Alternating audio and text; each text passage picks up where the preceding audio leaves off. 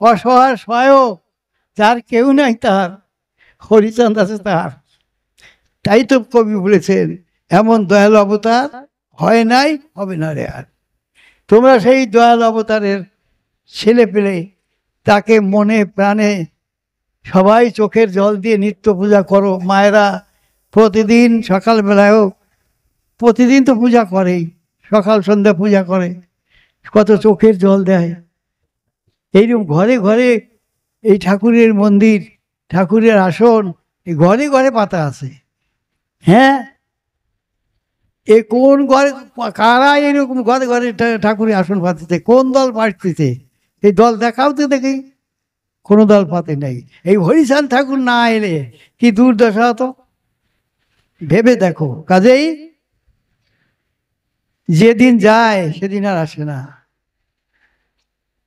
আজকে তোমরা এই রোগের উপলক্ষে এখানে এসেছো, সেই রোগ রোগ তো সারাদিনই দেখেছে।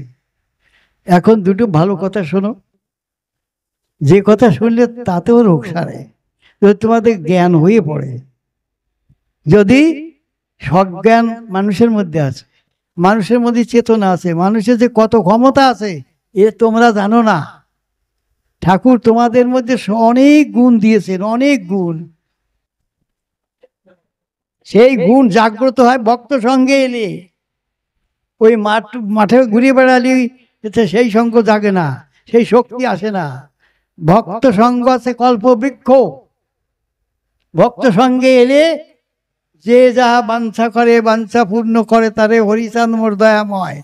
এরা কল্পবৃক্ষ। অনেক সময় হরিচাঁদ দয়া করতে পারে না, এমনও অসুবিধা আছে। কেন? তিনি কর্মফলদাতা।